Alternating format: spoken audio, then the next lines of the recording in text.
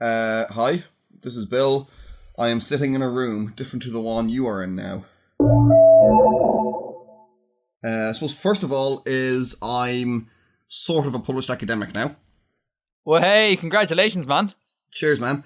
I gave a paper at a conference in Wrocław in Poland last year, and about 3 weeks ago I got the book with the proceedings of the conference with all of the papers published in it. I got it in the mail, so it's nice to see something I've written in a sort of a physical form that has gone out to a lot of other academics as well. And that's really, really cool. What was this paper called? Well, the conference was Sound Ambiguity, which was a sort of a quite general and vague title, and you could make of it what you will. And I decided to do a paper on examining polystylism in metal and hardcore, and why metal and hardcore punk are actually quite closely related as opposed to opposed, as a lot of kind of popular ideas of music would say, that they're kind of diametrically opposed, and that they're not sort of monolithic sounds. They're not generically monolithic. They have always had a history of taking from other genres and taking influence from other places. And that's not something I really see acknowledged very much, and I couldn't find beforehand any real scholarship dealing with it. So I just wrote a little history of it and brought up some issues, and I suggested kind of future ways to examine it.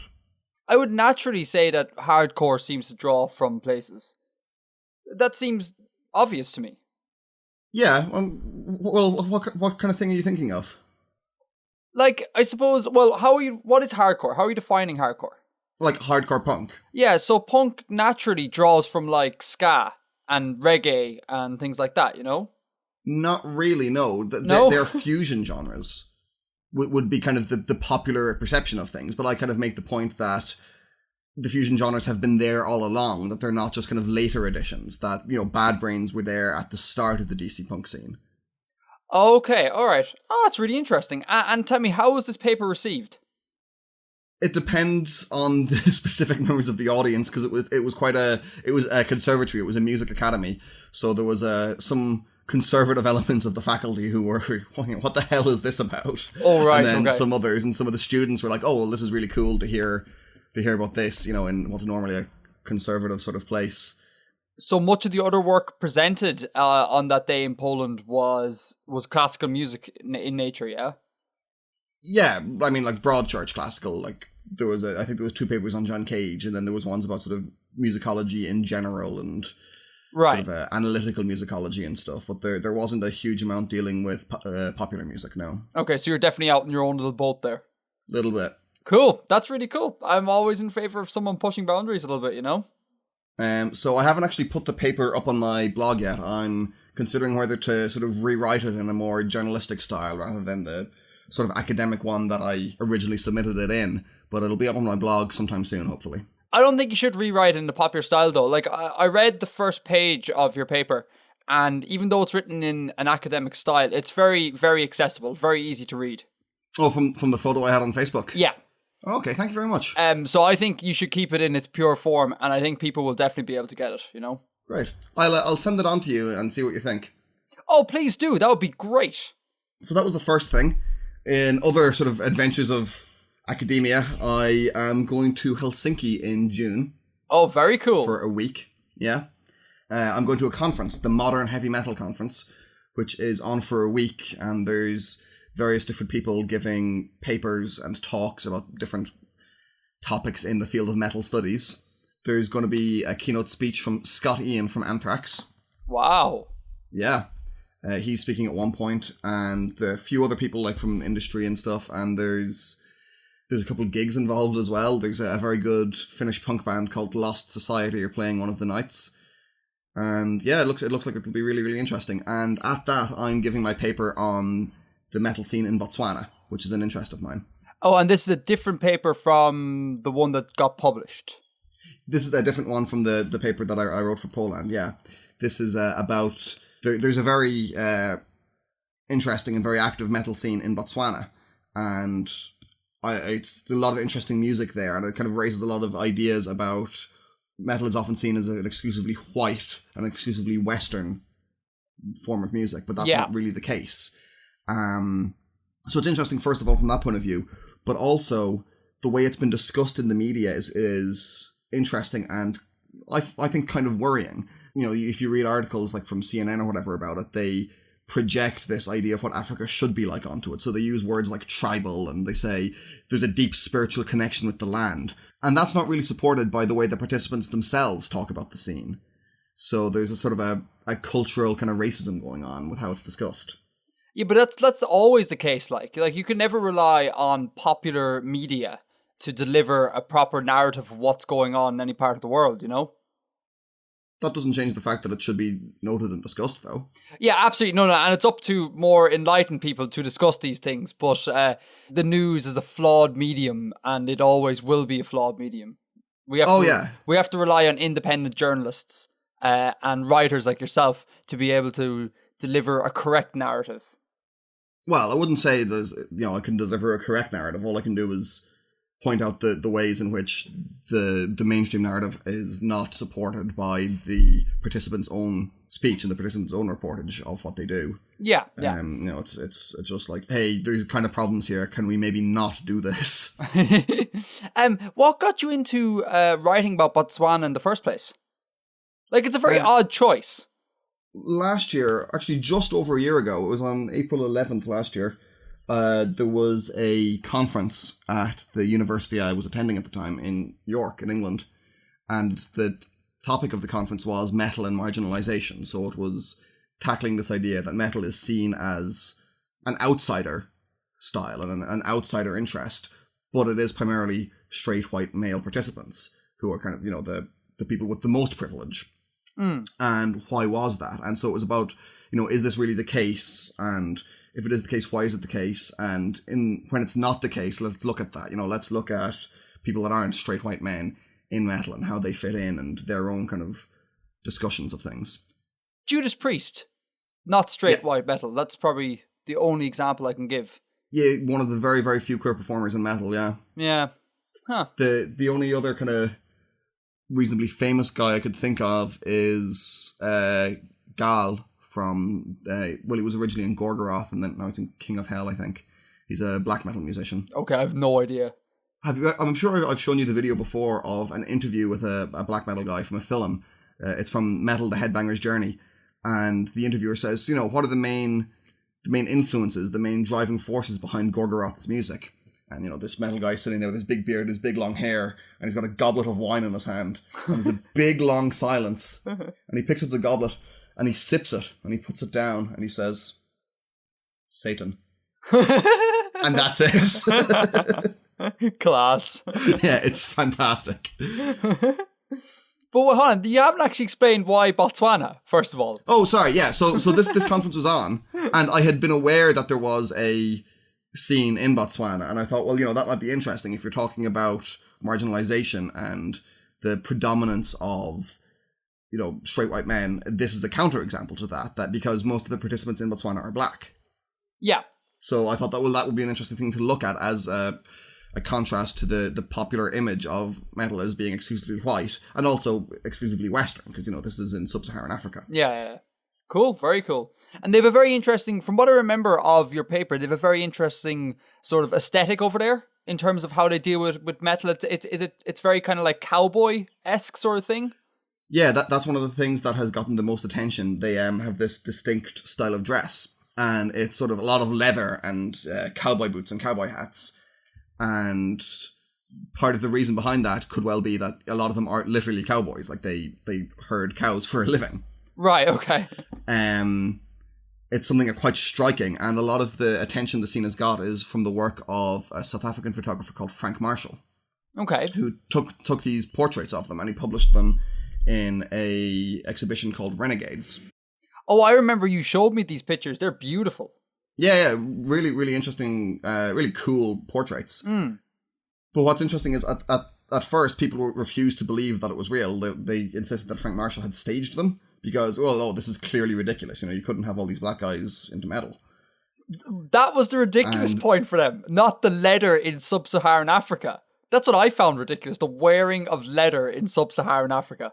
Yeah, well, maybe that was part of it. But the other issue then is that a lot of times when people do look at the scene in Botswana, they only talk about the fashion. They don't say, oh, look, the music is interesting, or any of the actually interesting things that are happening there in terms of metal.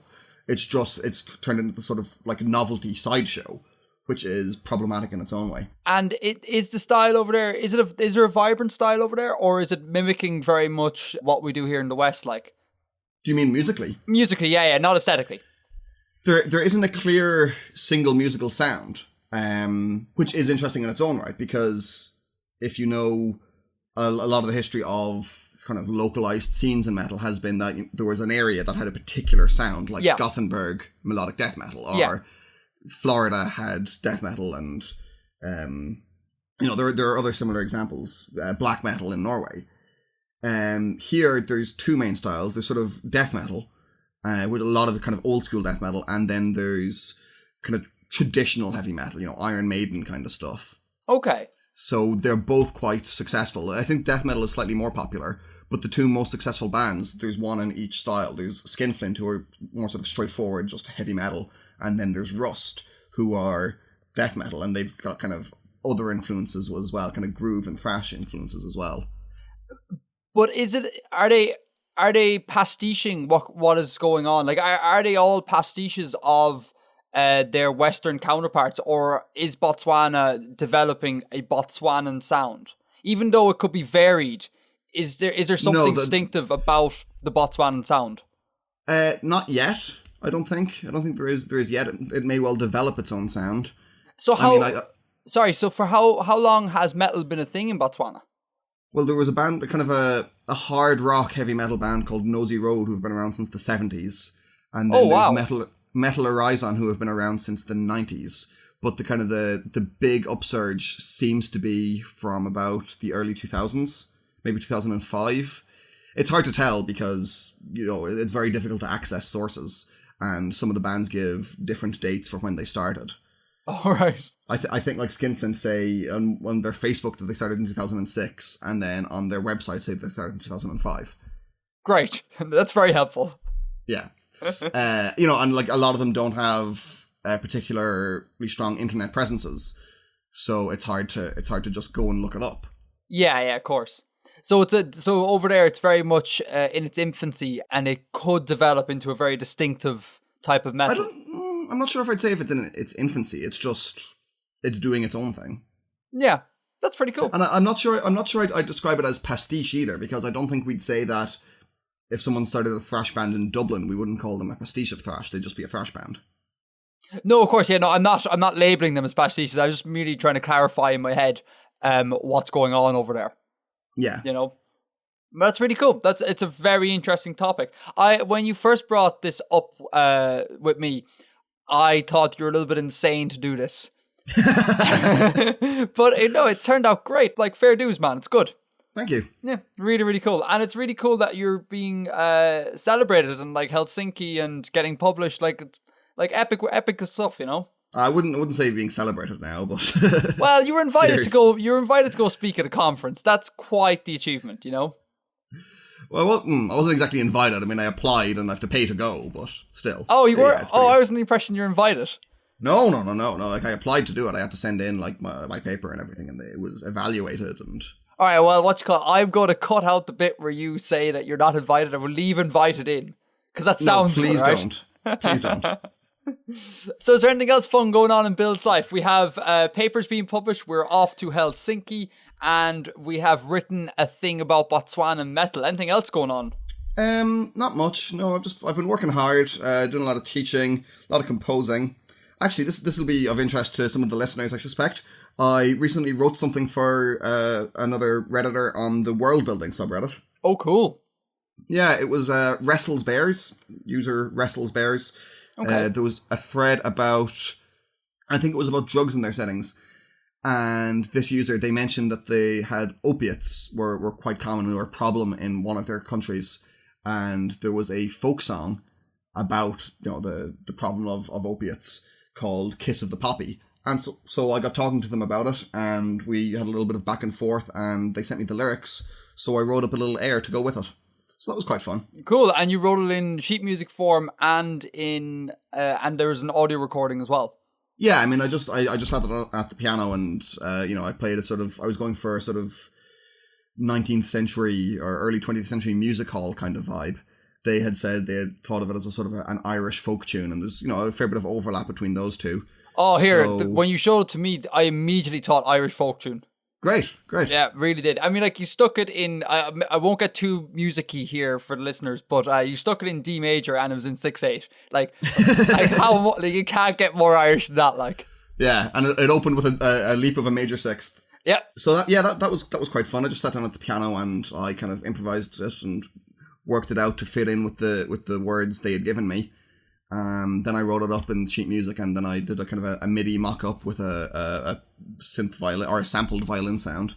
So I was pretty pleased with it. It's something I might like to work on a little bit more if they would be interested in it. Cool. I'm sure people would be, And was it received well? Yeah, they seem to really like it. Cool. That's good. There's nothing worse when you make something and the person has to go, actually, it's not quite good enough, I had been a little worried about that, but it was a few minutes work. And it was distracting me, but keeping me productive while I was doing a lot of other difficult composing. So, if they hadn't liked it, I suppose it wouldn't have been the end of the world. Yeah, you weren't pinning everything on that, And hey, it's a folk song. Folk songs come in different versions. So, even if they didn't like it, that doesn't mean it's not a valid version of it.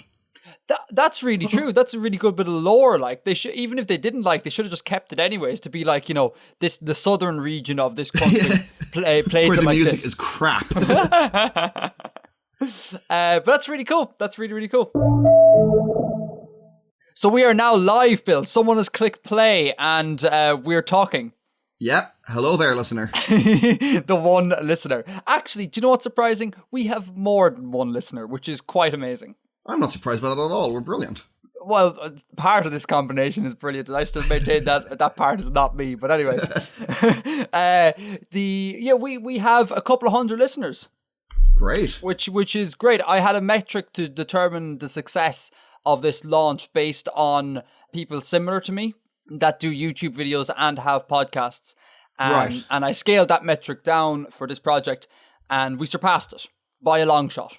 Great. Which is really cool, like by 2-3x surpassing it. Brilliant. Nice one. So congrats, us. I was about to say, you're involved too, Bill. But yes, that's really cool. And it seems like it was well received. Yeah, the feedback has been good so far, based on what people have said to me in person and what has been said on the subreddit, which is /r/Artifexian for anyone who hasn't been there yet. Yeah, all the comments seem to have been really good, really positive, and I think people did really appreciate the greater diversity of Artifexian content, which is really great, really good. Going forward, do you see us diversifying even more into different media, into different industries? Yeah, I reckon we'll set up a production company. Yeah, I think we'll do that, and then we might buy up entire radio stations. Well, I mean, I was thinking maybe stepping even a little bit further outside the box. Like, what about an Artifexian cologne? What's a... Oh, like a scent? Yeah, like Artifexian aftershave. That would be brilliant. And we could have a line of tinned foods. Yeah, well, I was thinking like frozen ready meals, but I suppose tinned is just as good. Yeah, no, actually, with frozen's much classier. I think we should go with frozen, yeah. And then I suppose we should also try and talk to the folks over at SETI and see can we broadcast Artifexian out into the cosmos. Because I feel like the extraterrestrials need to hear this. I mean, this is some quality recording going on right here. Well, even more than that, I think that their insight, and their different ideas about culture and their, entirely independent biological structure would be of great value to us. Their viewpoints would, help us really diversify what we can talk about. This is true, Bill. This is true. I look forward to the day where we get alien comments. It'd be great. I have the aliens on the subreddit. It'd be awesome. All right. Anyhow, where were we before you took me off on that one? What was I saying beforehand? So a really interesting comment from the subreddit that I just want to quickly talk about is that a Redditor commented that the little snoo on the top left-hand corner should have a beard. Yes. And I want to assure that Redditor that the beard is going to come. This is a thing that will happen. The subreddit is very much in construction phases at the moment. Because a really kind Redditor called Stop Motion Manager offered to help us out with the graphics on the subreddit. And so it's looking really, really good. So I'd like to thank Stop Motion Manager as well. Yeah, he's done a really, really great job. It's a nice aesthetic. It's similar to both the rest of Reddit and the actual Artifexian website. It's a nice kind of mix of the two.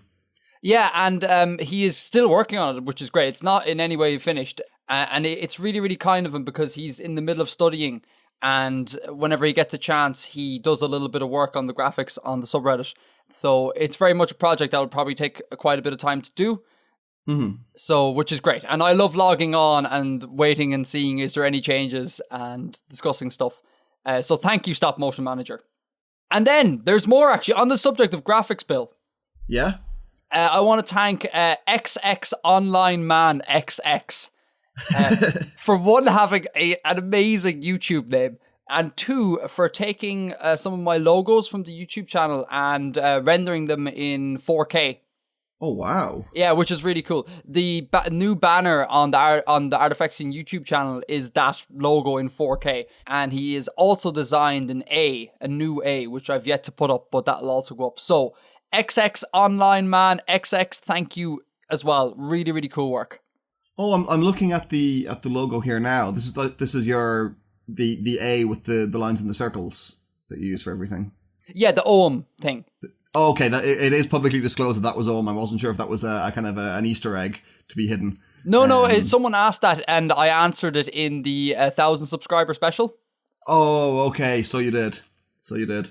Yeah, it's looking really good. Is that an SVG or something? It's a really clean graphic. I can't remember the file, but yeah, it's very, very clean. And it's really cool. It's really, really cool. And it's amazing that people will give up their free time to do graphics for me, or for us actually, now that you're involved. It's just bizarre. It's great. It's flattering. It's brilliant. It's amazing. And it's so cool that people like the content enough to want to give up their free time. So it blows my mind. And thank you so much, people, you know? And also, we need to say thanks to everyone who got involved in discussing on the subreddit as well, which is awesome. Yeah, it's been great so far. It was very active there when we launched first. Yeah, definitely. And a lot of people messaged, at least messaged me privately, saying they'd love to help out with things, which, again, we need to thank those people as well. We turned them away because, this is a small subreddit, you know, so 2 people can handle the workload. They've been great, and they've gotten in front of house, been involved with the comments, really active, thriving thing. It's amazing. It really means so much, and is so helpful when people do come and get involved and help build a community there. You know, it's something that you've achieved to a great extent on your YouTube channel, and you know, it's great to see something similar nascent on the Reddit. Yeah, definitely. That would be, if I could make 2 valid communities, awesome. Finally, one last thank you, Bill. But I feel like I should really do this now. I meant to do this last episode, but I forgot. We need to thank a mutual friend of ours. Who's that? Mr. Theodore Radu. Oh, of course. For making the little bing sound in the podcast. The bloops in between the sections. The little bloops in between the sections. Theo is a mutual friend of ours. We studied with him in college. He is a very good musician and a very good composer. And again, he took some time out of his really hectic schedule to make some little silly noises for me. And I just really want to say thank you to Theo as well. I will link to his website in case anyone wants to check out his music. And his SoundCloud as well. He's a SoundCloud, I think. He has SoundCloud as well, yeah. And he has a YouTube channel as well. Oh, does he? Yeah. It's not very active, but there's a couple of really whopping pieces of music on there. So I'll link to all these. I think people should definitely go over and have a listen. Boom, subscribed. Have you subscribed? I have. I'm really a big fan of his electronic music. I think he does electronic music so well. From what I remember, yeah. I mean, I haven't heard anything new in a while, but from what I remember, he was always good. Yeah, he's just up to his eyeballs trying to do his masters. Of course, yeah. And he was telling me that the stress of trying to do it in London is just overwhelming. Yeah, it's a crazy city to live in, I'd say. Everyone I've talked to so far who has moved over there, they've just been like, this is just mental. This place is ridiculous. And so stressful. Like, and a lot of them are like, I really like the opportunity of being over in one of the most thriving cities in the world. But at the same time, I kind of wish I was back home where life is just a little bit more, chill. Yeah. Final thing, people who listen to the podcast, I just want to ask and implore people that if they enjoy the podcast, and in fact, even if they don't enjoy the podcast, can they leave a review on the iTunes store? Because that would really help us out, and it would really help any new listeners who come to us, who stumble across us on iTunes, get a feel for what it's about. So any reviews would be awesome and would really go a long way to getting this podcast really going. That would be very helpful. Very, very helpful. And I'll read them all personally, the reviews, so make them funny. Make them accurate, obviously. Don't give me 1-star reviews if you just to annoy me. Make them funny, and I'll have a read of them, and we might read out some hilarious ones on air. Definitely. Okay, right. So, anything else to follow up there, Bill? No, I don't think so. I think you've covered it all. Just thanks very much to the community that have been so helpful and so supportive so far, and to all of the nice things people have said, and to all of the ways people have helped us out. So you've started doing an entirely new topic on your channel. At the time of recording, the first video was up, and you're talking about languages, specifically conlanging. I am. Yeah, scary new territory for me.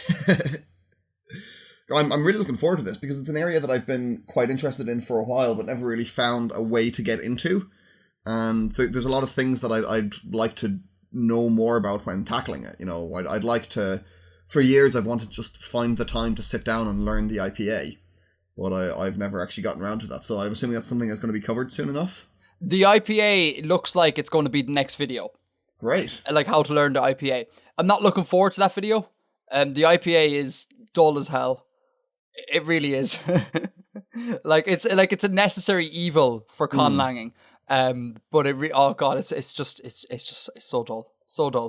But yeah, the series. I've always quite liked the idea of learning it. To be honest, I'm kind of looking forward to it.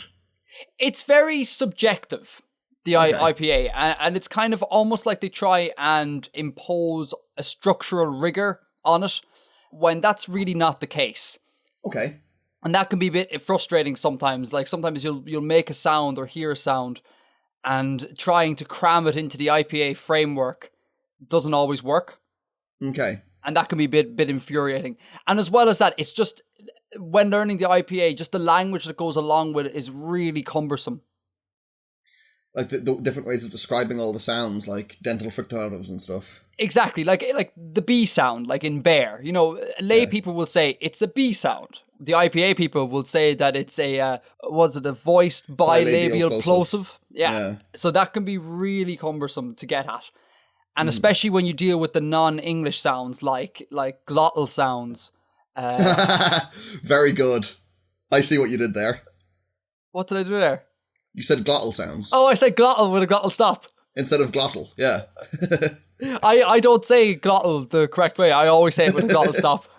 Yeah, that's quite meta, isn't it? Isn't it just inadvertently meta, accidental meta? But yeah, when you talk about glottal sounds or pharyngeal sounds, I have to look up pronunciation before I make this video. The language is tough going, Which are the pharyngeal sounds? They're a set of sounds that are hardly used in human speech. They involve right back in the back of the throat. Okay. They if you look at the IPA chart, a lot of the pharyngeal section, I really hope I'm pronouncing that correctly, is just completely blacked out, impossible for humans to make. Cool. So I'm dreading when I have to talk about that. But this will be an interesting adventure down the conlang road. Mm-hmm. And so far it's been very well received.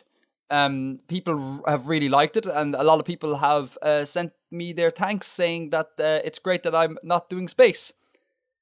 Which is kind of I feel bad about that, because I'm I really like space. I want to keep doing space.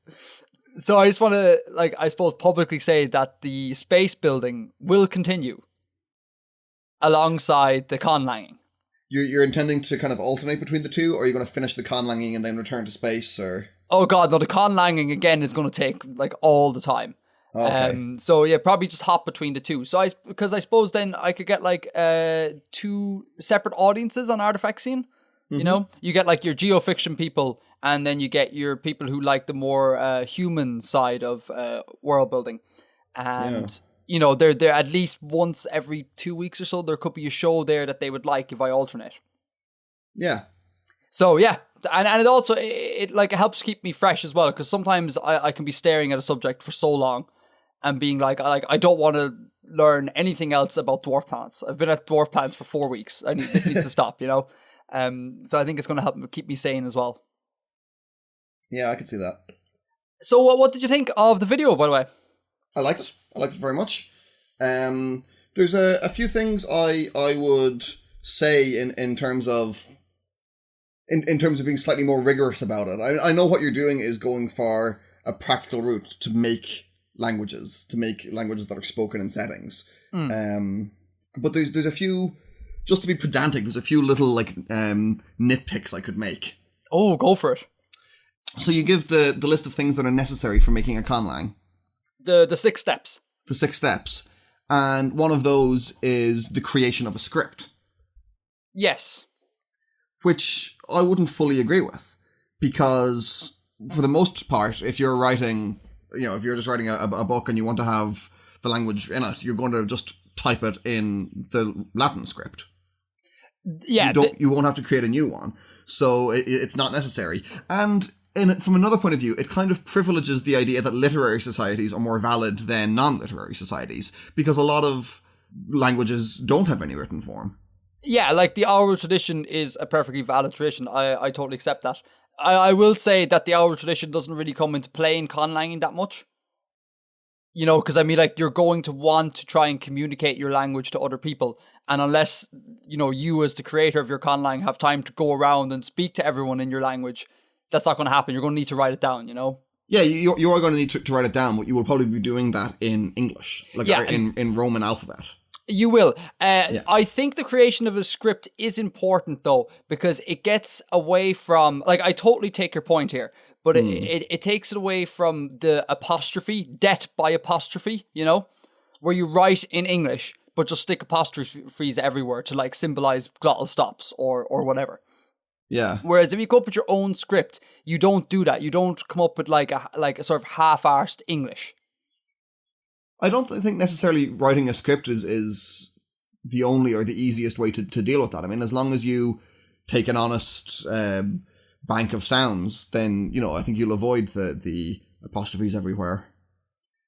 Yeah, I think it helps. I think it definitely aids that process. I'm with you that, it's not a necessity. You can make a perfectly valid conlang without doing a script, but there are definitely pros to it. Like another thing would be if you included non-English sounds. Yeah. In your thing, and you think about how you would try and represent those. Now, you can try and represent those with English letters, like combinations of, consonants or something, or you could try and use foreign-ish characters. Like Unicode sort of characters. But then the problem with that arises that most characters that exist already have a preset meaning. And so very often you have people that throw in like various non-English characters, and then when someone who understands that meaning comes around, they're immediately snapped out of it. They immediately go, well, this is clearly nonsense, I guess, but I mean, a lot of letters are different in different languages already. Like, how in German, the W has a V sound and the V has an F sound. Yeah, but I mean... things are already different between different languages. Yeah, but I mean more like delving into the special character sort of thing. Like, because that's the thing that people will do. They will go into like, like on Microsoft Word, you go into that special character section and you pick something that is distinctly not English, and I see a lot of people do this. Oh, really? Yeah, like a lot of people do that. That's just silly. Right, yeah, okay, it is. It's just silly. And, writing a script, I think, for that certain type of person will really help them get away from that sort of thing. Because nearly everything has a meaning. To break out of that box. To break out of that box, exactly. And also, the creation of a script in and of itself is like a fascinating process. Oh, yeah, no, I'll accept that. I mean, it has sort of a fun or an aesthetic value of its own right. And even though it also, I would say it has a value in looking at one's culture. Because, I mean, scripts aren't just devised out of the blue. You know, people don't wake up one day and go, let's write a script. You know, it evolves from the earliest of times where people say, in Ogham, in Old Irish, they made markings on stones. Yeah. So everything was very angular, and then the script would have evolved in a sort of angular manner. Or you have the Mayans with their sort of like stamps sort of thing. Yeah. Or you have Chinese with their flowing ink on paper and sort of thing. And each of these lend themselves to evolving a certain type of script. And just the process of looking into that is really fascinating. Mm-hmm. I 2 points actually come to mind there. Go for it. You say that people don't just wake up one day and create a script. I can think of one example of something fairly similar to that happening. Oh, okay, hold on. Let me think. In natural language? Yeah. Wake up one day and make a script. Okay. I don't know. What is it? The Sequoia. I'm not sure exactly how to pronounce that, but he was a dude who invented the Cherokee syllabary. So he, Cherokee at that time in the early 1800s, I think, didn't have a written form, and he was aware, from encountering English speakers and stuff, that written language was a thing, and so he decided to make one for Cherokee. Oh, he just decided all of a sudden? I mean, I don't know the exact details of the story, but yeah, I think so. It was written language, that's a pretty cool idea. We should have that. So he went and he made one. Huh! I had no idea. That's amazing. Yeah. That's my understanding of it anyway. And it visually, it looks quite similar to, or some of the characters are quite similar to the Roman alphabet, but they don't correspond to the same sounds and things. And then there's some that are different as well. Wow. Yeah. Huh. I did not know that at all. Thank you, Bill. Not at all. It's been a while since I've read about it. But I do remember reading it before, and it was kind of a cool story. We'll link in the show notes for people to read. The other thing I wanted to say about that, when we were just talking about scripts, I think at one point in the video you do use the word alphabet to refer to scripts. Oh no! Okay, what are you going to pull me up on here? Well, an alphabet is a very specific type of script. Okay, this is true. So, for example, Chinese doesn't have an alphabet; it's a logographic system. Yes, yeah, this is very true. God, Bill, I'm really thankful that not all my listeners are like you. Sorry, bro. no, it's cool. Yeah, you're right. If I was going to be a little bit more pedantic, I would have not used the word alphabet. Yeah, no, I'm not entirely sure that you, but I think I remember noticing that when I watched the video. And then you've got Arabic and Hebrew, which they have symbols for consonants, but they have different ways of indicating vowels, or sometimes they don't indicate vowels, I think. And then you've got hieroglyphic systems, and Korean, which has kind of compound characters, I understand. So a character will have a number of sounds involved in it, and there's a certain order you read it in and how the different parts transform each other. Korean is actually quite interesting. I remember looking at an infographic of how to read Korean, and it was pretty cool. Korean is interesting. Do you want to know an interesting fact about Korean? Always. At the moment, they are losing their M and N sounds in certain contexts. Huh. And their M and N sounds are transforming into B and P sounds. Weird. Yeah, which is quite interesting. But this happens all the time in terms of languages shifting. In America at the moment, there's no distinction between the word cot, C-O-T, and the word cot, C-A-U-G-H-T. Yeah. And that's a shift that happened there. And it's just this particular one in Korean is quite interesting because it's a shift to a different form of consonants. It's like if people who do know the IPA chart, it is shifting down a row, which is quite interesting. Yeah, so M and N are what voiced, or M is. Give me a second here. Yeah. M is voiced, and N is its own voice partner. No. All nasals are voiced. They're nasals. That's the one. Yeah. Yeah. All nasals are voiced. And here's another interesting fact: if you don't voice a nasal, you end up with Icelandic type sounds that have literally just a breath. Yeah. Which is really cool. There's a word in Icelandic for knife called hnífur. and you hear the knee, which is great. That's very interesting. Yeah, so it's moving from a nasal to a plosive in Korean, which is super fascinating, I think. But anyhow, point being, I think my use of the word alphabet, though wrong in a pedantic sense, if I had gone into the details, I think I would have spent about 2-3 minutes listing off all the things I meant under the term alphabet, you know? Well, that's what the word script is for. So yeah, that's the alphabet and the script issues. Anything else you picked up on watching the video? Yeah, there was one other small thing, and I mean, again, this isn't immediately relevant. Sorry, let me just close my door. Again, this isn't immediately relevant to what you're really talking about, but I think it's worth making the point that not all language is spoken. Yes, of course, like you have sign language. Sign language, and sign language is... Like, sign languages are separate languages. They're not just signed ciphers for English. It's not like every symbol or every movement represents a word or whatever. They have their own grammars and their own constructions. And I just think it's an interesting point to look at, because sign languages are really interesting. Absolutely, yeah. I don't think I'll be covering it in the videos, but yeah, that's definitely a very relevant point. Well, I mean, I'm assuming you don't know sign language, and I don't know sign language, so it's probably...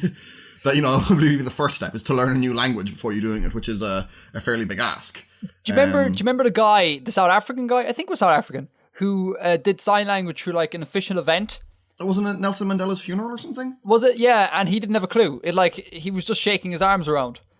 And somehow he managed to, like, you know, get involved and, you know, obviously pass security tests.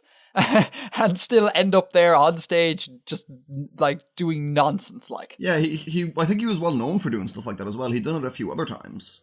Really? So they knew about this guy?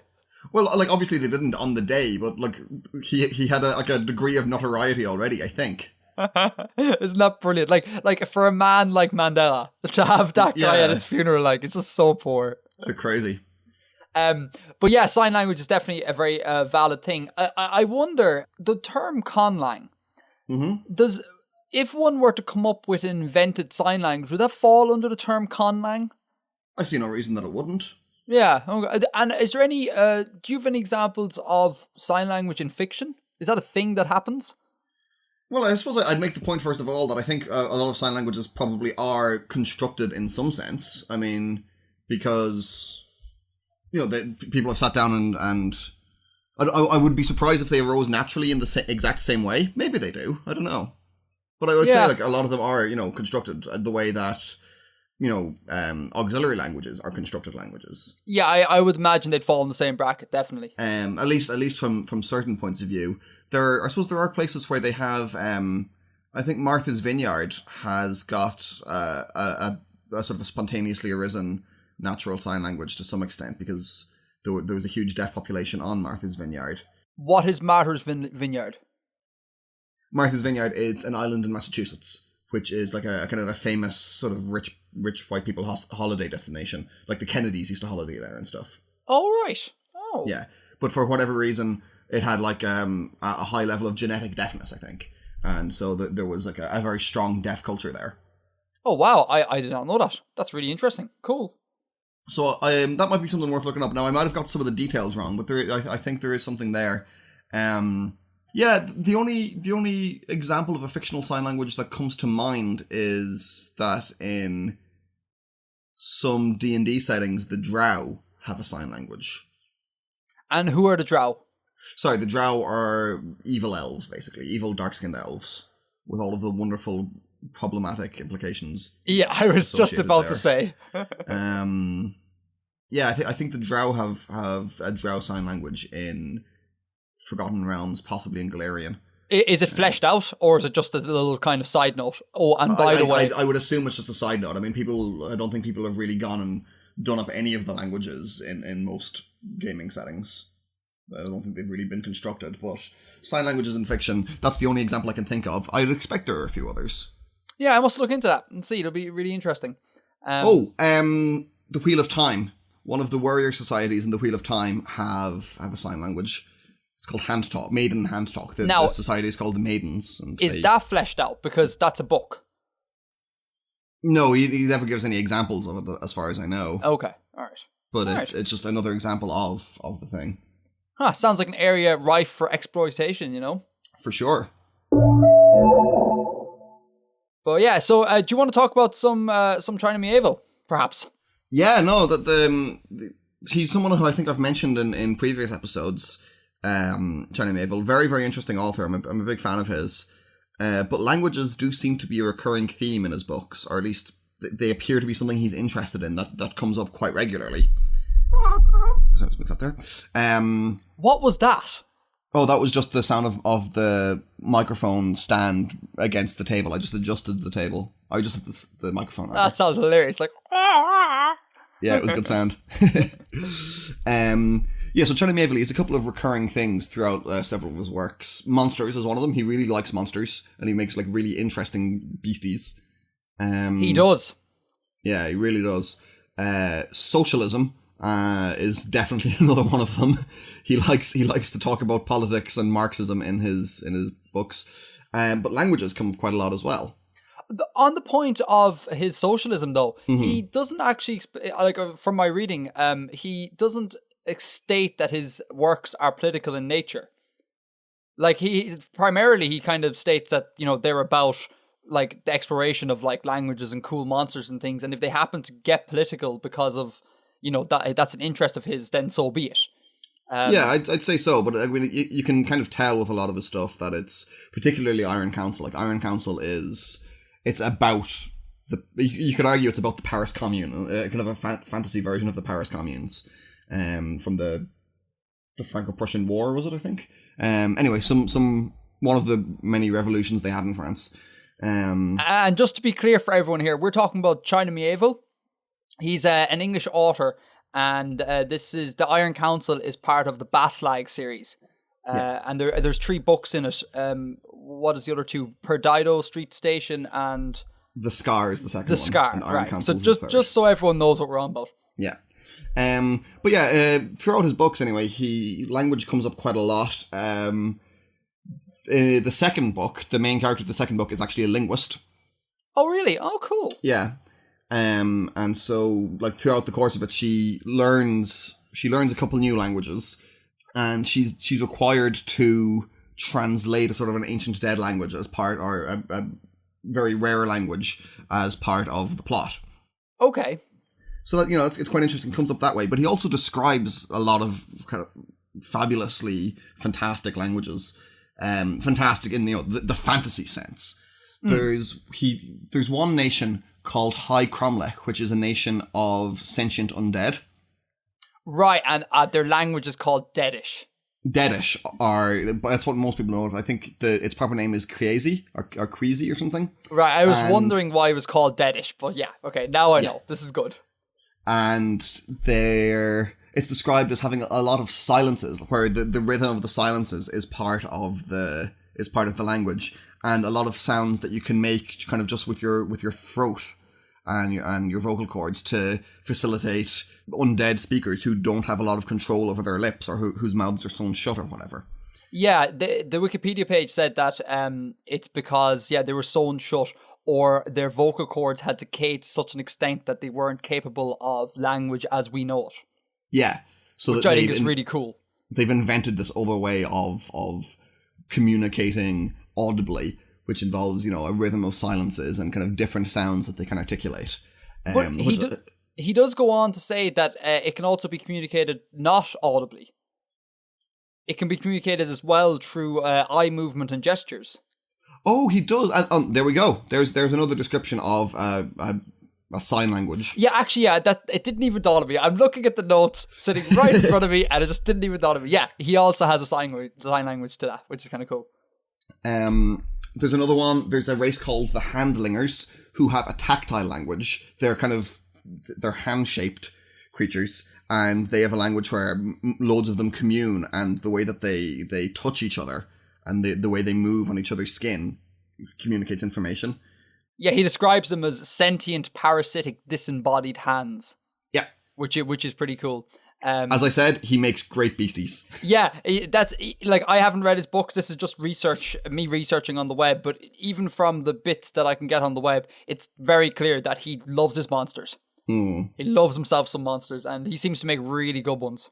He's got the Kepri, who are a sexually dimorphous race, where the males are kind of 3 foot long, like giant scabbards, and the females are they've got like the bodies of human women, but with the heads, which are like scarabs. Cool.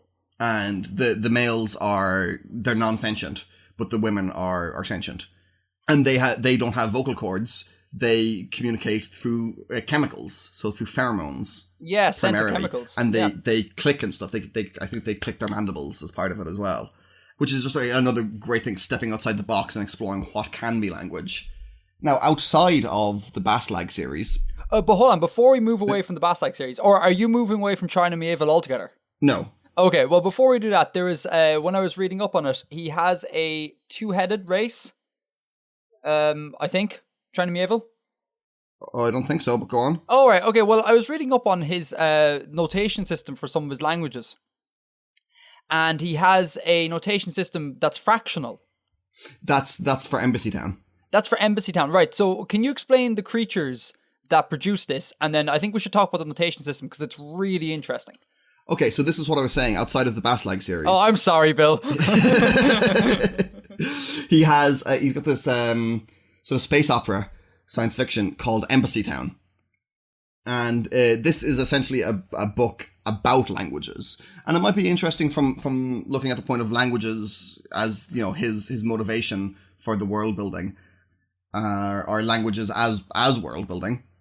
There's an alien race in it who have 2 sets of mouths, or 2 sets of vocal cords, or, you know, sound producing organs, and all of their language is produced from both of these mouths at once. So they're speaking at the same time, and they're not identical. They have different parts. Let's say, to use a musical analogy, like say one's the upper, one's the lower, or whatever. Yeah. And there's a whole thing about them that they, as a race, are incapable of lying. So they cannot say anything that they don't consider true, and that's kind of the philosophical basis of the book. Yeah. And exploring that concept. And they don't understand recordings of their language. They can only understand when it's spoken live, and they can't understand people trying to say it to them, because it must be kind of brought from a single mind. So the people that can talk to them are called ambassadors, and they're kind of psychically fused or something like that. Yeah, I think are they cloned? I can't remember if he specifically says. They might be, yes. Yeah, I think they are. And they have to their brains work together as one, and they talk at the same time. Yeah, and that's the only way that the hosts, they're called, these aliens, can understand humans. Yeah. So yeah, the way that it's typeset in the book is one part of the speech will be written in small script above like a line, and the other part will be written in small script below the line, so it looks like a fraction. Yeah, so you'll have like MUNGH over TAW, and that'll be a single word in this language. Which is really, really interesting. Kind of tough to read, I found, but yeah, it is. It's, you know, because it doesn't really mean anything, you know, and you can't really conceive of it as easily as you could if you just saw, you know, MUNGH TAW written down sequentially. Yeah, you know, it's easier to understand, or easier to imagine. But it's really fascinating, and I like the way he did that. It's good the way he tried to make the notation sort of alien, yet conceivable. Like, it would have been bad if he just wrote it in English, so to speak, because you wouldn't have got the exotic nature of what's being said, you know? It's a nice little kind of typographic conceit. And it is a relatively simple mechanism to deliver what's going on. Yeah. You know? So I props, like, that's really, really cool on his part. Yeah, it's a very interesting book. It got very good reviews. I don't think I liked it as much as most other people did, and I'm quite a big China Mieville fan, but it's worth reading, and he does a lot of other interesting things with language in it as well. Like German kind of plays a bit of a part in it, because there's the universe we know is called the Immer, and you are immersed in it, and then there's the way they travel outside of the universe is called the Manchmal. Oh, these are all German words. Immer means always, and manchmal means sometimes. Exactly, yeah. So it's playing with that, but you know, immer and immerse are kind of blended together there. So it's given sort of a double meaning, a bilingual pun, kind of. It's cool. I would recommend it. Outside of his novels, he seems like a fascinating dude as well. He ran for a socialist party in the UK. He did, yeah, and he's a member of a new leftist party that was formed after allegations of abuse in one of the other British left parties. Yeah, he left that one because of that, and formed something else. And also, he wrote a thesis on Marxism. I think it was Marxism, was it? It was, yeah. I can't remember the exact topic. I think it was about Marxist economics or something. Like, he's a sci-fi and fantasy geek, and a hardcore academic as well. Yeah. And he just seems like the most fascinating man ever, really. Well, I don't know if he still works in academia, but it's a thing he has done. He has achieved to that level, you know. Between Equal Rights, a Marxist theory of international law. That's it. There you go. I knew something like between something or other, but I didn't want to attempt a title just in case I really botched it up. And he's worked for Peso. He's written for Peso. He has. He wrote. Did he write for Galarian? Was it Galarian? Yeah. For the River Kingdoms, which is one of the areas in Galarian, he has an author's credit for the guide to that area. Now, I haven't read that book, but I'm sure it'll be interesting. He had a big issue of Dragon Magazine about a year before Dragon Magazine was cancelled, where they statted up a load of the Baslag monsters. Oh, cool. Yeah. And that would be amazing. And stuff, yeah. It'd be amazing to create like a whole host of monsters and have someone stat them up so you can kind of almost see them come to life, you know? Yeah. It'd be awesome. There's a good segue here, Bill, I suppose. If we're talking about aliens that have two vocal cords, we can talk a bit about Larry Niven's Puppeteers, Pearson's Puppeteers. Yeah, from Ringworld. From Ringworld, yeah. So it's the same sort of vibe, isn't it? Yeah. How does it work? I think they've got like a sort of a round body, and at the top there's two necks with a voice on either end, and I think they use their mouths kind of like hands, and they've got eyes on them as well, so they can look in lots of different directions and stuff. Yeah, and their brains are housed in the body, as far as I remember. In the center, yeah, in between the two between the two necks. That's where the brain is. Yeah, and so they sing from both voices, from both mouths at the same time. Yeah, so what we would like, if you, I'll throw a link in the show notes for this. But what looks like their heads is more like their appendages. Yeah. And their head is their body in a way. And yeah, they've avian vocal cords. Yeah, could be. It's been a while since I've read Ringworld, but it sounds likely. There's something I may do a video on in the future, how birds produce sound. And it might help people who want to produce sentient avian races. Because it's fascinating stuff. They're built totally differently, obviously, from how we are. Yeah, and who doesn't love bird people? And who doesn't love bird people? This is true. He describes the sounds they make as highly complex orchestral music. Huh, yeah, I remember that. Yeah, do you know how this works in the books? I'm fascinated to, do they actually produce something that sounds like human music?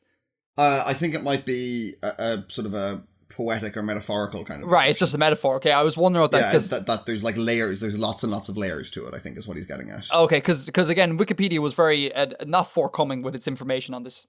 And what I found really fascinating, aside from the two-headedness and the avian vocal cords, was the genders. I think that's really cool. They have 2 male and 1 female.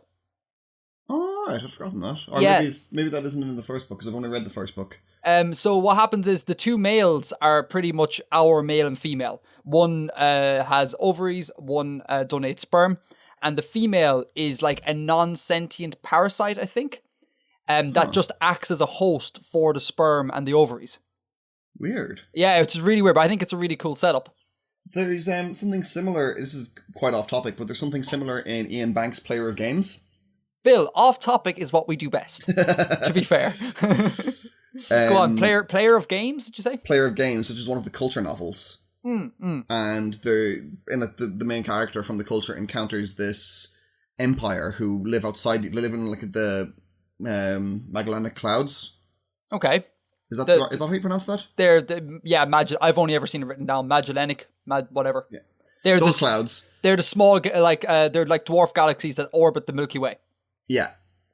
And they're humanoid, but they have 3 genders. They've the male and female, and they've got the apex, which is the one in between. So I think it works that the male impregnates the female, and then the female implants the egg in the apex. Okay, so it's kind of similar to Niven. Yeah, it's quite similar. Yeah. But they do it the other way around, is that the apex are the gender that have, or the sex that have the most power in society, and the other two are like utterly, utterly oppressed. Oh, really? Oh, cool. Yeah.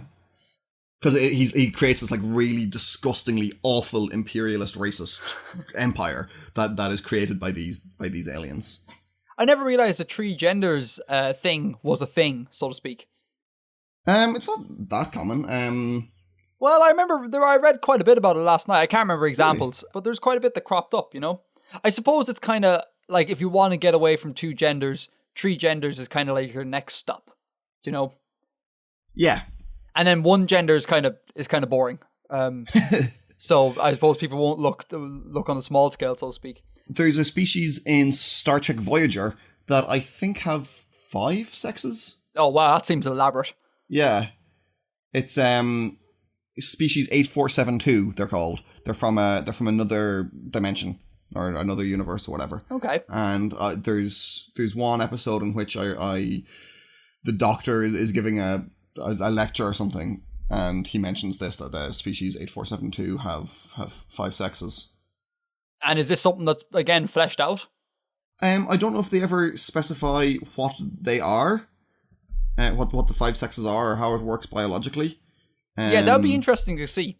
Yeah. Hold on, I'm just checking Memory Alpha right now. Okay, cool, go for it. No, it doesn't really explain it. No, just something that's a side note, again. Yeah. But then again, so much of the Star Trek universe can be chalked up to a side note. Oh yeah, large, vast swathes of it. Bill, we can't discuss languages without discussing Klingon opera. Because it is amazing. The Klingons are amazing, and that opera is quite amazing as well. I only looked up a tiny bit of it, and it was a really poor recording, and then it was kind of the recitative part of the opera is where I started, so I lost interest very quickly. Is it worth watching? I must have watched maybe 10-15 minutes of it. I liked it. It was very good. I found it really interesting, really fascinating. Okay. I think if it weren't in Klingon, I don't think I would have liked it. I like the novelty of listening to Klingon being sung and listening to that story that was invented in that opera kept me going quite a bit. It's a bit of novelty, right, and it's fun, you know. It's good. And by the way, just for the listeners, the Klingon opera we're referring to is U, which is pronounced entirely incorrectly on my part because it's meant to be glottal stop, then a U sound, then a glottal stop, which I can't do. I'm just going to call it U. Do you want to hazard an attempt at pronouncing it? My attempt at that would be something like... Okay, hold on. You look it up there. Look up, because I don't know the IPA as well as you do. What is the U sound? Is it an or is it a oo? Okay, give me 2 seconds. That's actually a very good point. I want to get this right. Even if we try and get it right, we're not going to get it right. Those glottal stops are impossible. Give me 2 seconds here. Yeah, ooh. It is an oo. It's an ooh. So it's something sound. Like ooh. Yeah, something like that, I suppose. It's majorly difficult to pronounce. Ooh, something like that. So what's actually going on is that you close your glottis, your throat, as the first syllable, and then you say the letter ooh, and then coming out of the ooh, you close your glottis again. Like, it's really tricky. Like, that is some, like, dynamic throat movement going on right there. So I'm going to leave correct pronunciation totally to Bill. I am going to say just ooh. But the opera is based on a story called Callus the Unforgettable. Do you know about the story, Bill? Vaguely. I remember seeing an episode of Next Generation where this story was mentioned. He's like he's kind of the messianic figure in Klingon culture. Yeah, basically the story is about Callus, who is our protagonist, and he has a brother called what's his name? Called Morath. Okay. So there's Callus and Morath, and then there's a tyrant called Molor. Okay. And essentially the tyrant convinces Morath, the brother of our protagonist, to betray his family. In order for, like, I think in order to get riches or to raise him up or something like that. The brother does this and ends up killing the father, which is not very good at all. Our protagonist pursues his brother after he committed the act of treason against his family to a volcano, and they fight it out. The brother throws himself into the volcano, and then Calais, our protagonist, forges the very first bathlet from the fires of the volcano using his own hair. Okay. Which is just, it's so ridiculously Klingon. It's just brilliant. It's pretty metal. It's really metal. And then especially they go the hair bit. Yeah, exactly, yeah. And then they go in, Calais goes down to the underworld. He finds the souls of his brother and his father. All is forgiven. And he does the mock bar. Do you know what the mock bar is? I do not. The mock bar is like, I think it's like a ritual fighting dance type thing. It features a lot in The Next Generation, but he teaches them the first mock bar, basically. And that allows their souls to escape the underworld. And then Korath, the guardian of the underworld, the devil figure, is insanely annoyed by this. He's like, hey, listen, yo, my souls are gone. What's this about? So he makes a trip up to the Earth. And essentially there's a big battle up to the Klingon. Up to the Klingon homeworld. And essentially a big battle ensues. A lot of what's called honorable deaths. Calais falls in love throughout the way to a Klingon female called Lady Lucara, and there's a sex scene where they make violent love in the blood of their enemies post battle, and it's just class. It's just so Klingon. It's brilliant. And at the same time, though, it's very opera as well. It has all the themes human opera does, like gore and death and betrayal. So it's kind of it's nicely worked that way, I think. All the themes that maybe Wagnerian opera has. Yeah, well, okay, this is true. Yeah, this is very true. I don't remember there being a huge amount of... Well, I suppose there's some sword fighting and stuff in Don Giovanni, isn't there? Well, no, but a lot of opera is Actually, the end of Don Giovanni is metal as hell. What happens at the end of Don Giovanni? Oh, have you never seen it? I have not seen it, no.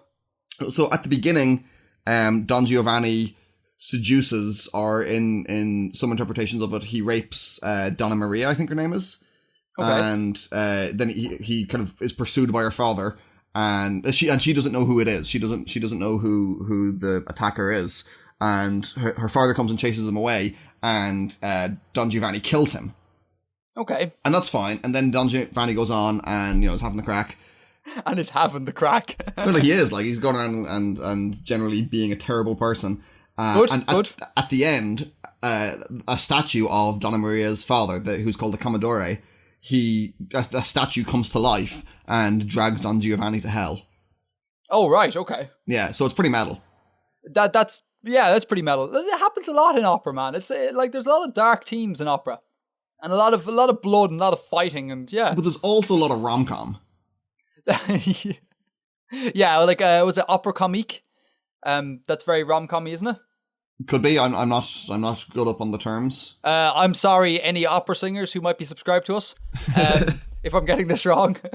But if you are an opera singer and you are subscribed to us, do try and source the score to the Klingon opera. And if you want, record a couple of arias from it and send it to me. I would love that. Regardless of the plot and things like that, there's a couple of really interesting things in Klingon as a language.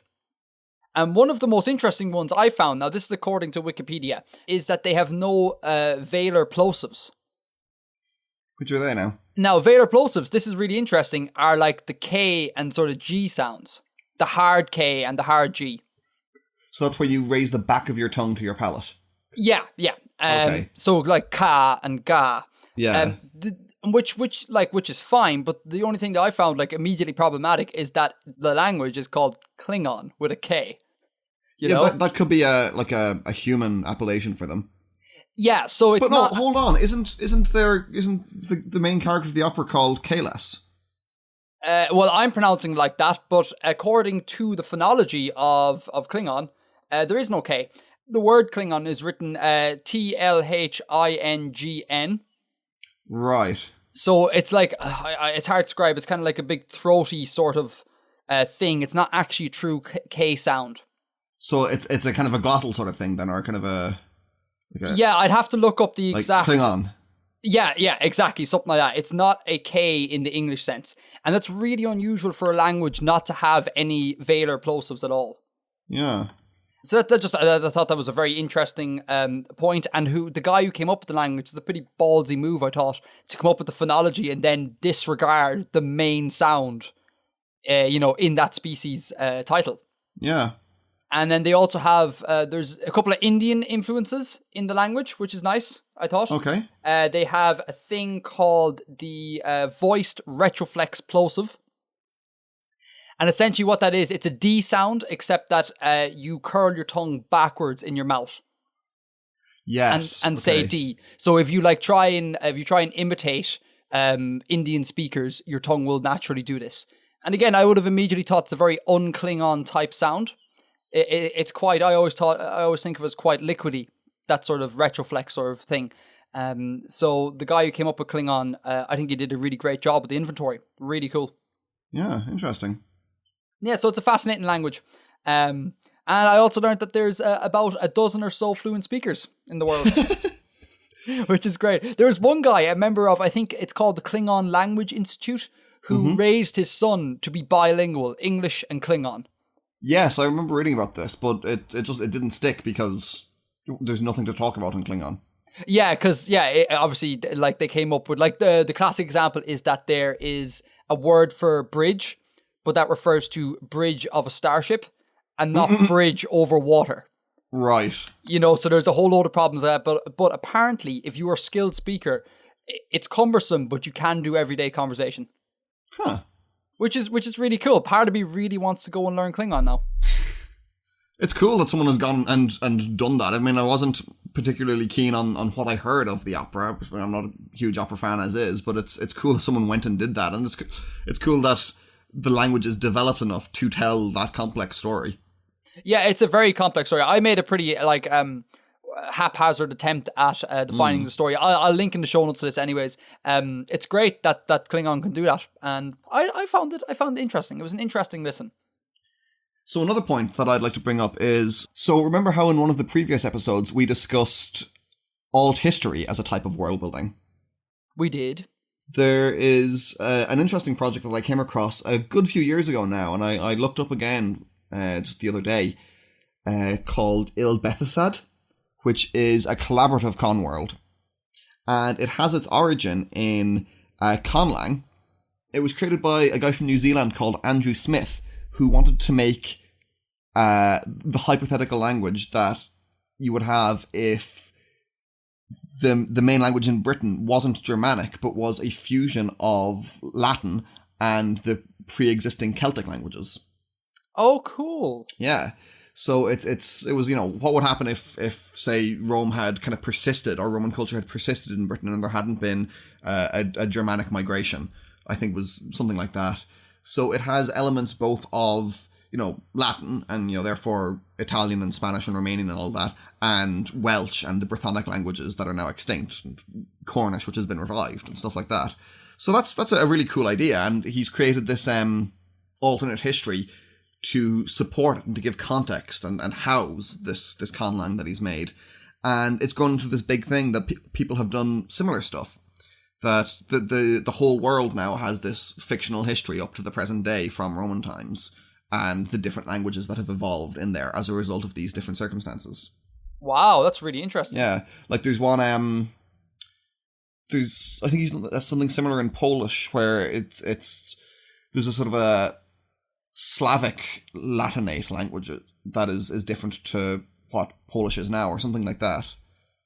Cool. Is this the same fella? Or the same people? It's the same setting, but I think lots of different people have made these. Cool, that's really interesting. Yeah, it's worth looking up. It'd be interesting to look up that phonology, because if you're going to incorporate Welsh sounds into a sort of English, I use that term loosely because obviously it's not English, that's really interesting, because a lot of the Welsh sounds are just so foreign, so exotic, and so difficult for us to produce right now. Like the double L. Yeah, like they have a lot of like bizarre, they're called laterals, like L-type sounds. Yeah. And a lot of kind of like hissy things, and they have a couple of voiceless things as well. It's just it's a fascinating language. Like I strongly suggest people like read into it. It's great. But incorporating that into English, that sounds like really interesting, a really interesting endeavor. Well, it's not really incorporated into English. It's instead of English. So like there is no Anglic or Anglo-Saxon in it. It's Latin and Brythonic Celtic. Yeah, sorry, should I say but incorporating Welsh into like a Latin thing. Yeah. It's quite an interesting concept. I just on the topic of Welsh, I have this kind of picture in my head of a conlang I'd quite like to do, which would be have some kind of Welsh sounds and have some kind of what I imagine Mesoamerican to be like, kind of like Aztec languages and Mayan languages, the way you see them written down. Really? Yeah, with like TL as final sounds and stuff like that. I think it could be like a really cool sounding language. Yeah, this is true. Why those? Just for coolness? Just because it's a really unobvious mixture to make. It's a really unobvious pairing, and I think that they could complement each other in fun ways. Or they could end up as a total train wreck. To be fair. Well, I mean, they could, but I don't think there's any real objective way to decide that. Yeah, other than just doing it. This is true. I mean, like, no matter what the result is, it's some people think some languages sound horrible, and that's okay. Do you know what I think my tactic for doing a conlang would be, like I pointed out in the video, is start with sounds. Mm-hmm. So what I would do is I would go through the IPA, and I think what I'd do is I'd select all the sounds I can produce easily. Yeah. And then from that, use that as my kind of like bulk sort of thing. And then from that, draw a very select number of sounds, because I advocate in the video less is more sort of thing. So I actually don't know in terms of like, I wouldn't be able to say for my conlang, oh, it's a mixture of this and this. It would just be something that innately works with my biology. Yeah. Which I think is really cool. And that's definitely one way of guaranteeing uniqueness, because everyone's mouth is set up a little bit differently. And like, some people can roll their R's, some people can't. Yeah. Some people might have a particularly dynamic glottis and can do loads of glottal stops, like pronouncing the Klingon's opera title. Yeah. So I think that's a really interesting way of doing things as well. I did have a friend on my master's who was very interested in phonology and things, and he had quite a well articulated glottis. He did. He was able to use it quite well, quite precisely. The thing I'd say there is, I'd be wary of just trying to look at the IPA and make the sounds and then see which ones you do. I'd just say make a load of sounds and then see where they are in the IPA, because any sound you can make is going to be valid, and there's going to be variation between speakers anyway. So, it's not like see if you can make this specific sound they have in Welsh. I mean, just like make a sort of a throaty HEL, and that's a valid sound even if it isn't exactly the same as what's in Welsh. That's very true. I think for me, like with most of my world building, it's for an educational endeavor. Yeah. So I think for me, I would be conlanging to, well, yes, come up with a conlang, but to also learn about human language. Mm-hmm. So I think for me personally, it would be very important to be able to define each and every sound so I learn about them. Mm-hmm. But that's perfectly valid. I think other people should definitely follow that advice. I think it's good solid advice. So that was I just think that's an interesting...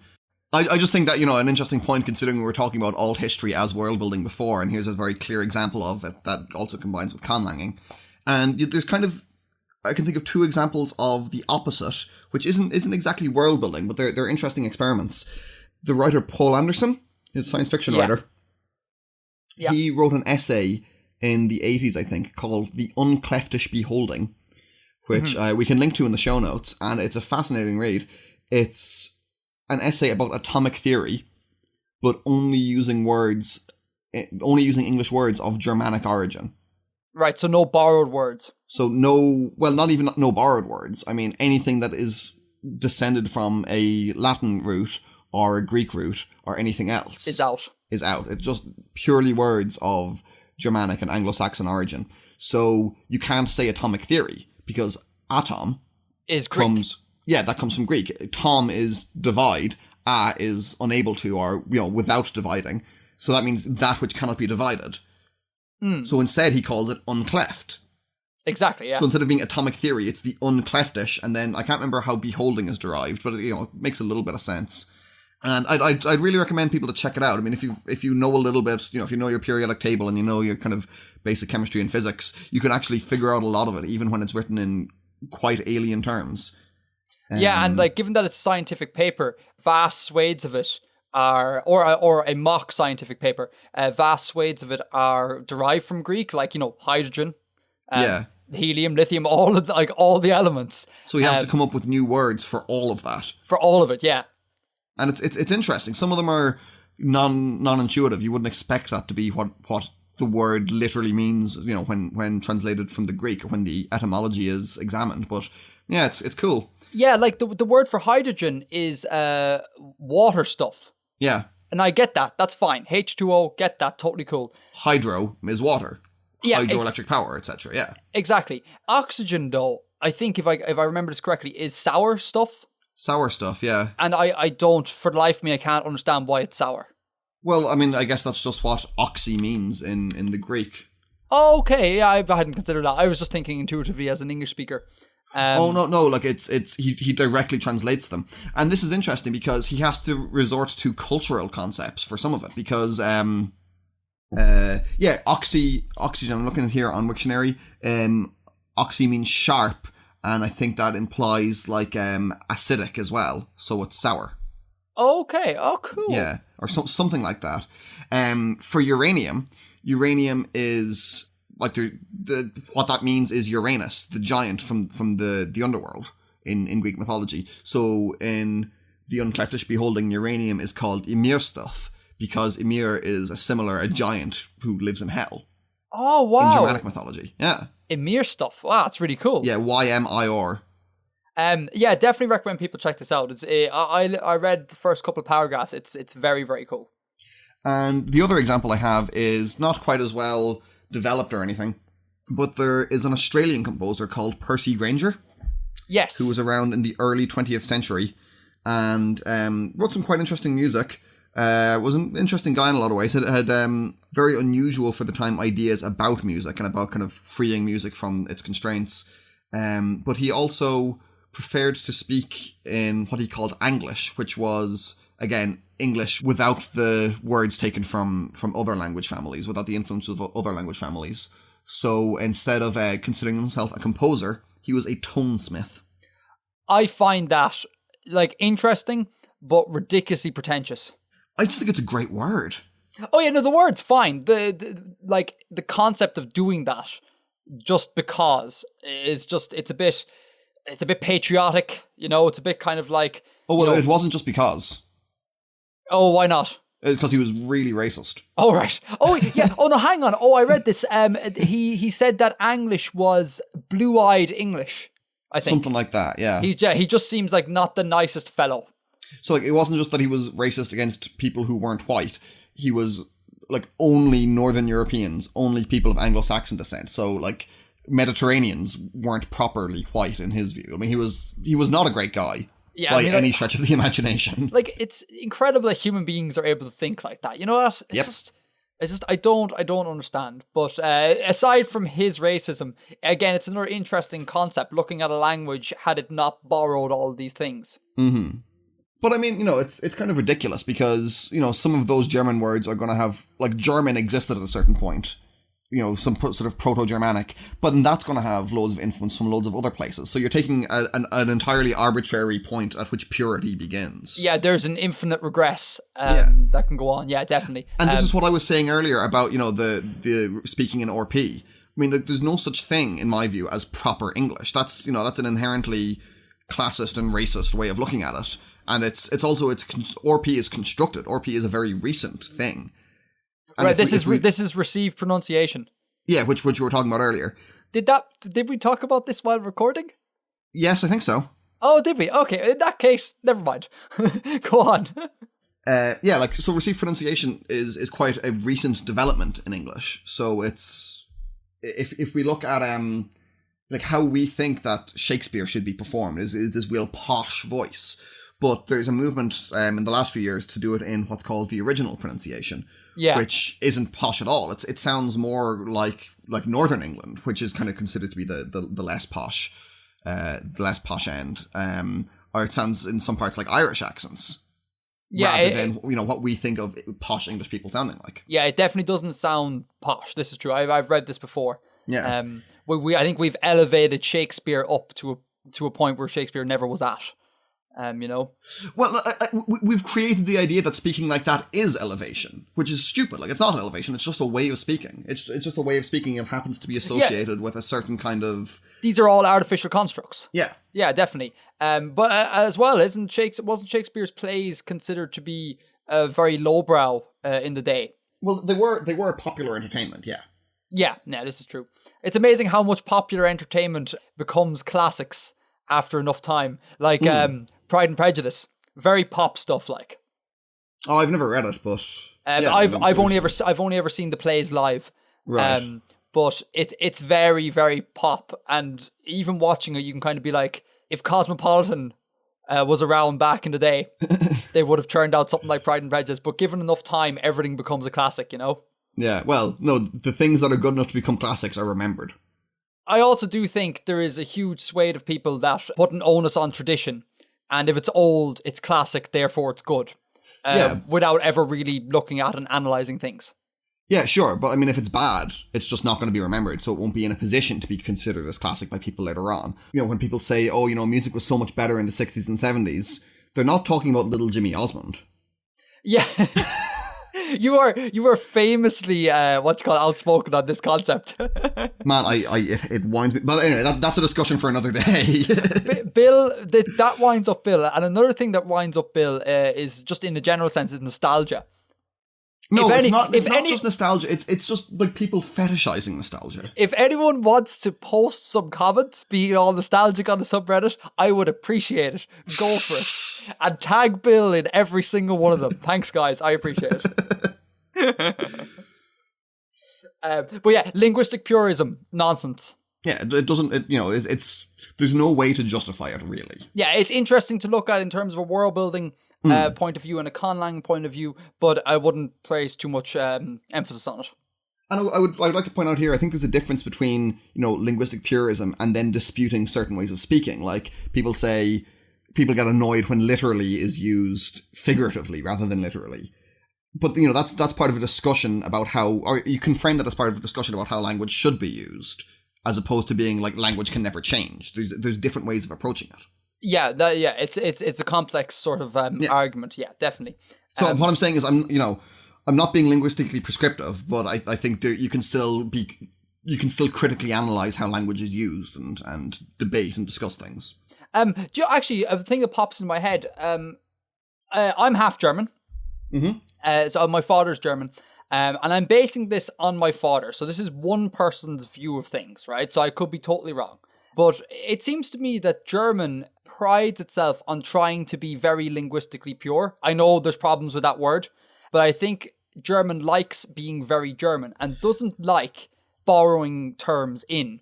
And maybe this is only a modern thing, but it seems... Yeah, no, I see what you mean. Like, I mean, and I don't think, like, you can use pure in this sense because that is how they're framing it. So I don't think there's anything to dispute there, that they are trying to preserve a certain thing. Yeah, like, because there was two things. There was uproar in Germany, again, according to my father, when they brought in a thing called the Neue Deutsche Rechtschreibung. Spelling reforms. The spelling reforms, right. And what they did is they tried to English it up a little bit. So you'd have words that originally had, like, say, 2 L's in them, suddenly had 3 L's because of how words were built. And they got rid of the beautiful sharpest S. They got rid of it in some contexts. It still exists, just in specific usages. Yeah, no, this is true. Yeah, I'm making generalized statements. Like, that was a thing that suffered in it. And there was uproar amongst German people, apparently. They were like, how can you do this to our beautiful language? Like, making it so English and things like that. And then also when the internet became a thing and one could download stuff, the Germans needed a word for that. And they settled upon download. And the people didn't like that, and they so the verb is to downloaden. To downloaden, and like if you download something, ich habe etwas downgeloadet. And and maybe there is a more German word, but I've only ever heard people use that word. And being part German, it kind of saddens me a little bit that they would just go for the English, you know? I mean, I can understand attempting to maintain an idea of purity in the face of something like English being this huge, overwhelming international force, and that you want to preserve identities. That makes sense, and that's a different kind of thing than saying, oh, you know, this is the proper way to speak it. Because in Germany, the dialects are still quite strong. Like, there's people who speak Swabian, and there's people who speak, you know, Kölsch as well. But Bayern, and there's a whole load of dialects. Yeah, and the dialects are quite strong, I think. So they exist, and but it makes sense to kind of preserve a language against something that's so hegemonic as English. I think that's a slightly different discussion. Oh, I know, but it's just a point worth making, and it just popped in my head. What they do in Iceland is really interesting. I was talking to a Danish? Yeah, I was talking to a Danish guy a few weeks ago at a gaming event, and somehow languages came up, and he had spent some time in Iceland. And most of the other countries in Scandinavia, they'll just use English words when a new concept arises and the English word is gaining kind of international usage. But in Iceland, they have a council that decides what the word to translate this new concept is. So in the 80s, computers were the thing. You know, people started talking about computers. Yeah. And in, you know, Denmark and Norway and Sweden, they say computer. Okay. They have a different word in Icelandic, which I'm going to look up now. I should have done this already. That's okay. Are you going to try and pronounce this word? Yeah, sure. Okay. All right, fair enough.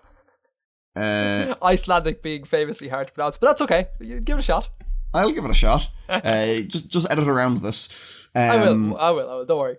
I'll make you sound like you are the world's best speed typer.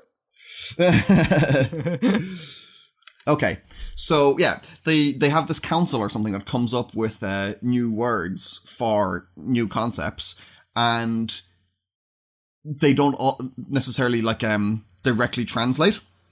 Okay. The Icelandic word for computer is tolva. Tolva, okay. Which literally means number prophetess. Really? So a woman who sees the future but with numbers.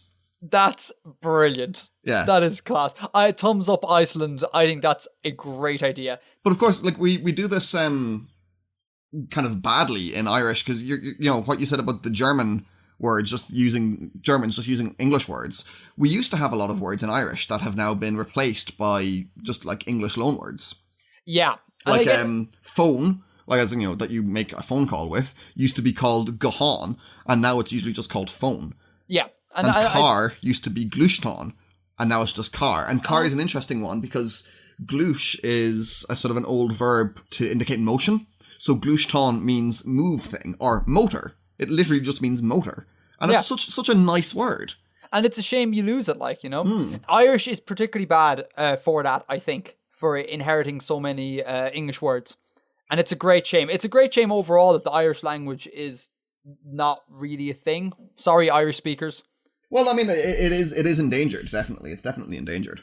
And it's a beautiful language. All the Celtic languages, like Irish and Welsh, and then, is it Gaelic up in Scotland? Scottish Gaelic, yeah. Scottish Gaelic. Manx and Cornish and Breton, they're the six. All of those languages have just this beautiful sound to them. Orally, they're wonderful, wonderful languages. And it's a real shame that they're dying. And this is the one that really winds me up in Irish is the word for headquarters. How do you know these words? At what point in your schooling did you need to write down the word headquarters in Irish? I've no idea, but I remembered because it annoyed me so much. Okay. The word is ceann caphrú. Okay, ceann being head and caphrú being quarter. Quarter. And what's annoying about that? Oh, it's just because it's English in Irish. No, because quarter in caphrú literally means 1/4, as in a quarter of something. Okay, right. But that's not what quarter means in headquarters. It means quarters as in your quarters on a ship, your place. Yeah, they've directly translated it, but they've directly translated it wrongly. I think we need to establish some sort of council in Ireland. And you could just do it so easily. You could just call it ceann áras, which would be a direct translation. It would mean exactly the same thing. So, ceann means head. Yeah. Oris means? Habitation, abode, house, or building. There you go. So a building where stuff is happening. So a bus oris is like the big bus station in Dublin. Ceol oris means concert hall. Yeah. Boy do we suck at our own language. Edgar? Yes. I have a point to bring up here that combines 3 threads that we've had. Oh my god, look at this, go on. Iceland. Conlanging. Okay. And music. Right. The band Sigur Rós. Okay, I know that they're an Icelandic band, are they? They're an Icelandic band, and they sing some of their music, like some of their lyrics, in an invented language called Hopelandic. Do they? Yeah. Now, I don't know how fully fleshed out the language is, but... Huh. That's amazing. There you go. Look at you tying all the loose ends together. The only problem is half it's going to be cut, and it'll make no sense. But so Bill, you have a couple more things to say on the notes. I take it. Yeah, just two remaining points, one remaining point, and then something for the listeners. So you mentioned auxiliary languages in your video. Now, auxiliary languages are constructed languages that are made to aid international communication, or to act as a kind of an intermediary language between people who don't share a common language naturally. Yeah. And the most famous of these is probably Esperanto. Yeah, or Interlingua, I would say as well. Interlingua as well, possibly, yeah. And so Esperanto is one of these quite famous ones. William Shatner is a fluent Esperanto speaker and has starred in Esperanto language movies. Get out. That's I did not know that. That's brilliant. That's a fact. But there's an older one from the 1800s called Volapük or something like that. I don't know the exact pronunciation. And it was made by a German Jesuit priest, I think. Okay. In Esperanto, the word Volapük means gibberish. Oh, that's brilliant. So it's like saying, that's all Greek to me, or that's just double Dutch. You'd say it's Volapük. It doesn't make any sense. That's fantastic. Conlang dis. I know. That's awesome. Cool. Nice one, man. So will we go on to this listener challenge?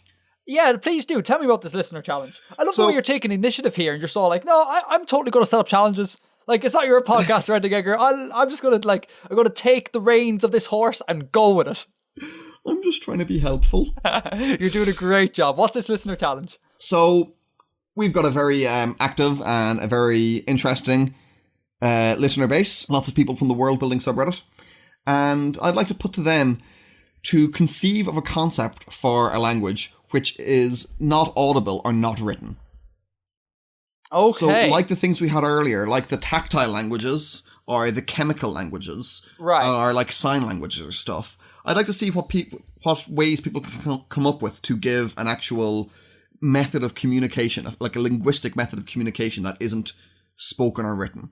So maybe something psychic, flesh it out a little, or look at things like how bees communicate in hives and how they tell where sources of the nectar, that's what bees collect, isn't it? I think so, yeah. where the nectar is, and things like that, or think outside the box. And I'd love to see what people can come up with. Two things. Yeah. One thing is, I think later on tonight I am going to be handed a paper on honeybee communication. Cool. So I might, if this is actually a thing, I can't remember if it is or not, I'll chuck that in the show notes, just for people to know, because apparently it's meant to be fascinating stuff. And the second thing is, boy, Bill, you really start off in the deep end with your listener challenges. Well, I'm not asking them to flesh out the whole thing. I just come up with an idea and give don't just say, oh, it's psychic. Look a bit more into it, or come up with a new concept. No, this is true. But the very nature is it's a great challenge. It'd be great to see posts. It's just you don't start them off easy, Bill, do you? No, but do leave some comments. That'd be really interesting to see what people will say about it. And I'm sure Bill will reply to most, if not all. Well, depending if we get 1,000 of them, I can't, but I'll do my best. Bill will reply to most, if not all. If he doesn't reply, email Bill. I'll leave you his email address in the show notes. You absolutely will not.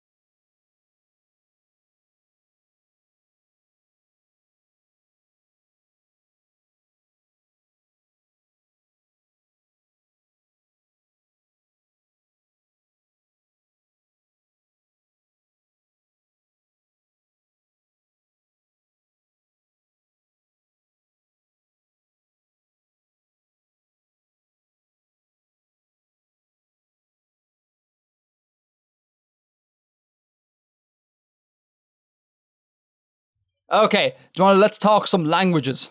I think we should. All right, I'm currently talking English.